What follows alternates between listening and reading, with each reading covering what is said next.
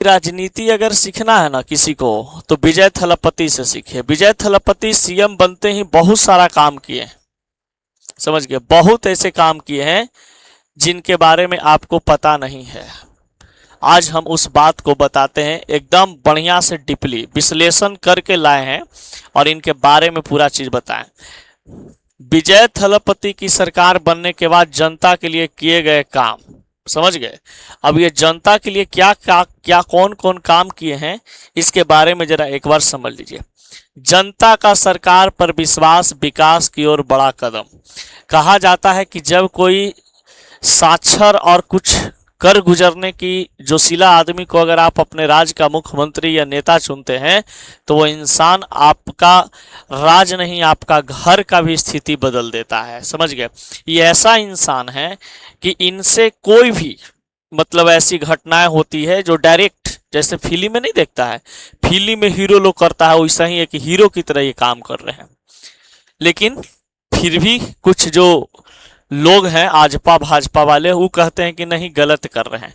आज हम गिनवाते हैं। बिहार का मुख्यमंत्री उसी समय नियुक्त हुआ था और विजय थलपति भी उसी समय मतलब 2-4-5 दिन आगे पीछे नियुक्त हुए थे। आज तक इसका कोई एक काम बता दीजिए सम्राट चौधरी जी का, नहीं, अभी तक कोई विकास का ऐसा काम नहीं किए हैं, ठीक ना, खाली डिंगे मारने में है। लेकिन विजय थलपति जी इतना दिन में इतना काम कर दिए कि सोचने पर इंसान को मजबूर कर देगा कि सच में एक इंसान इतना कैसे कर सकता है, ठीक ना। देखिए, सबसे पहले है कि शिक्षा के क्षेत्र में क्रांति इन्होंने किया। शिक्षा के क्षेत्र में क्रांति ऐसा किए कि सरकारी स्कूलों को आधुनिकीकरण किया गया। जितने भी गवर्नमेंट स्कूल था उनको एकदम स्टैंडर्ड फील करवाया गया, स्टैंडर्ड तरीका से बनवाया गया। वहाँ पे छात्रों के लिए मुफ्त लैपटॉप और टैबलेट, उच्च शिक्षा के लिए अधिक छात्रवृत्ति, तमिल भाषा और संस्कृत को बढ़ावा। लोग कहते हैं कि हम सनातनी नेता हैं, सनातन हिंदू को मानते हैं, हिंदू धर्म को मानते हैं। ये भैया न हिंदू है, न मुसलमान है, न सिख है, एक ईसाई फैमिली से बिलोंग करता है। अब बताइए कि कितना हिंदू धर्म के या ईसाई धर्म के या मुस्लिम धर्म के लोगों को ये अपना मान रहा है, अपना परिवार जैसा मान रहा है और काम कर रहा है, आप सोच नहीं सकते हैं, ठीक ना। वहाँ के जितने भी लोग हैं, ये पूरा बिहार, जो पूरा स्टेट इसका है, ये पूरा स्टेट को क्या है ना कि अपना एक घर मानता है और उसमें रहने वाले जो उसका लोग हैं, मतलब वहाँ के जो जनता है उसको परिवार मानते हैं। ये समझ गए कि वहाँ का रहने वाले लोग हमारे लिए परिवार है। लेकिन यहाँ पर नेता, तुम कौन हो? हमको तो लगता है हमने के पाकिस्तानी घोषित कर देगा, समझ गए। अगर मान लीजिए आधार कार्ड न रहे तो तुरंत कह देगा ये पाकिस्तानी है, देशद्रोही है, इसको भीतरे डालो, समझ गया। लेकिन ये इंसान देखिए कितना अच्छा काम कर रहे हैं।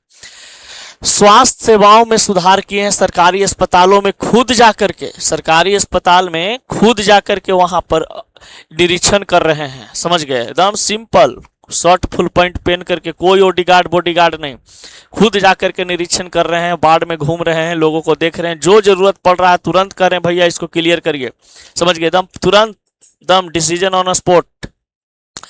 मुफ्त स्वास्थ्य जांच और दवाई कर दिए हैं। ग्रामीण क्षेत्रों के लिए नए अस्पताल और क्लिनिक खुल रहा है एकदम धूप के।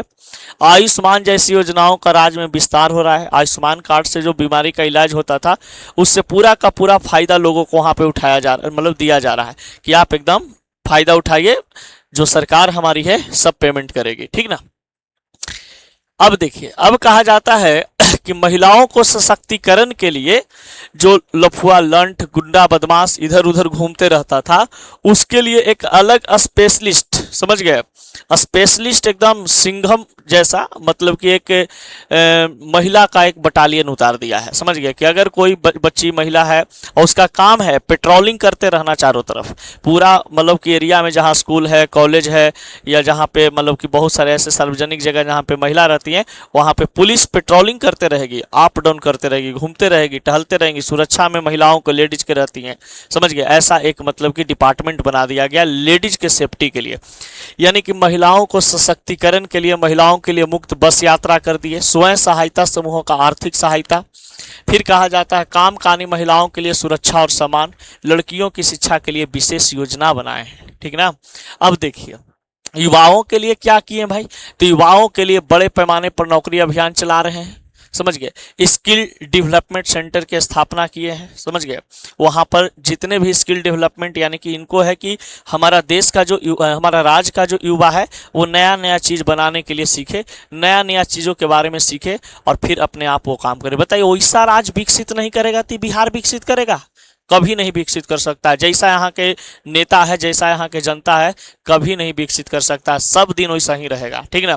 कभी अब इस बार बदलाव का एक उम्मीद भी नजर आया कि भैया इसको नहीं देंगे, उसको नहीं देंगे। थर्ड पार्टी भी आया, उसको एक को सीट नहीं दिया। ये लोग बताओ, एक सीट भी नहीं दिया और कहता है कि हम बदलाव चाहते हैं। कुछ नहीं तुमको हो सकता, मरो कटो यहीं रहो, तुमको नेता चूसेगा आम की तरह, समझ गया, और गुठली समझ के फेंक देगा, समझ गया ना। तुम्हारा कुछ नहीं हो सकता है। बुनियादी ढांचों का विकास, गांव तक पक्की सड़कें, बेहतरीन परिवहन, स्मार्ट सिटी, औद्योगिक। देखिए एक बात यहाँ पे है, एक गांव का लड़का कोई था, वो विजय थलपति को वीडियो बना करके सेंड करता है उनके मतलब जीमेल पर कि सर हम लोग को गांव में पढ़ने जाने के लिए बस की सुविधा नहीं है, हम लोग पैदल जाते हैं।